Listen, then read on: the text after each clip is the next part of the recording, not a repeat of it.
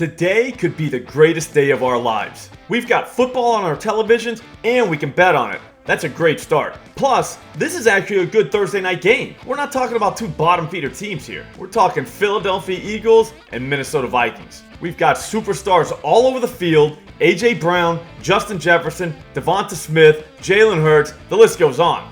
But guys, I think the move is to go with Dallas Goedert, 50 plus receiving yards, plus 102 at FanDuel. We say it all the time at OddsJam. You have to have all of the sports books in your state. All of them. For example, you can't be a DraftKings guy. Like, I only bet at DraftKings. Because at DraftKings right now, 50 plus yards for Goddard is minus 115. Why would you ever do that when you can just get plus 102 across the street? I live in Massachusetts. My options are FanDuel, DraftKings, Fanatics, Caesars, Wynn, BetMGM, and the book formerly known as Barstool. I have all of them, so every bet I make is from one of those books. If those books are available in your state and you plan on watching these videos, get all of them. You'll be able to tail me, and most of them are giving away money right now through sign-up bonuses. There are links in the description to every one of those books I just said that I have, and you support me by using one of those links to sign up yourself. At the end of the day, it's going to help you the most to have every book you could possibly have.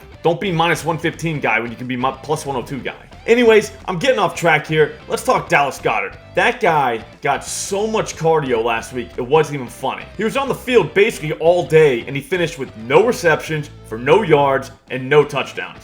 Not great. But here's the thing. He doesn't suck. He's actually filthy. And we have to think that the Eagles are going to force him into the game plan this week. They actually said they'd do that. And keep in mind, that Patriots defense they played last week is very good. The Vikings, not so much. Sure, they looked alright against Tampa Bay last week, but that's most likely because the Buccaneers' offensive line is not great, and Baker Mayfield, not great either. If you can pressure the quarterback, any defense is going to look pretty good. And at the end of the day, they still lost the game. The thing is, that Vikings defense is probably going to get manhandled by the Eagles' offensive line. It's not the Vikings' fault. Those Eagles are nasty. Obviously, the Eagles wide receivers are going to get theirs since the Vikings give it up to wide receivers, but Dallas Goedert went 5 for 82 against them last season. I don't think 50 plus is going to be a problem for that dude. In fact, we're probably going to need to bet something else so we can be sure we have action for the full game. Let's be real. Goddard's getting 50 plus in the first quarter, probably. So with that in mind, FanDuel is giving a risk-free same-game parlay. Before you get too excited, they're only letting me bet $5, but whatever. If it loses, I get my $5 back in bonus bets. We have a free bet converter at OddsJam, and I have every book in my state, just like I just talked about, so I can just use it to convert my bets into actual cash. It's the perfect crime. And if you don't have the OddsJam tools, get them now and get them for free for 2 weeks. Just use promo code SLOP at checkout and you're all set. And if you're worried about not knowing how to use the tools, I will personally show you myself.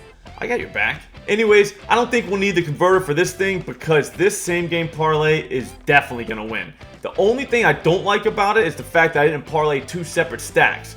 I got weak on you, I'm sorry. But with that being said, I love the Viking stack. Like, love it, love it. I get that we're talking about Kirk Cousins on the road in primetime. I get it. But what happens tonight when the Vikings just can't run the ball on the Eagles with their running backs? The Patriots couldn't last week. They only got 54 yards on 19 carries with their running backs. Belichick had Mac Jones out there throwing to the running backs just to get them involved. They targeted those guys 13 times. I just don't think the Vikings are going to go that route when they start getting waxed. I think Cousins is going to keep throwing, and he's going to throw it to tight ends and wide receivers. Obviously, that doesn't mean he's automatically going to get 300 plus yards, but that's definitely the recipe for him to get 300 plus yards. That's all we're looking for with this stack. People think 300 plus yards from a quarterback means the guy did good, when a lot of times it just means his team got their asses kicked, which led to them throwing the ball more. And if Cousins is forced to throw all night, I think Justin Jefferson and TJ Hawkinson are highly likely to have spike nights. I get that the Eagles are going to drape all over Jefferson just like they did last season,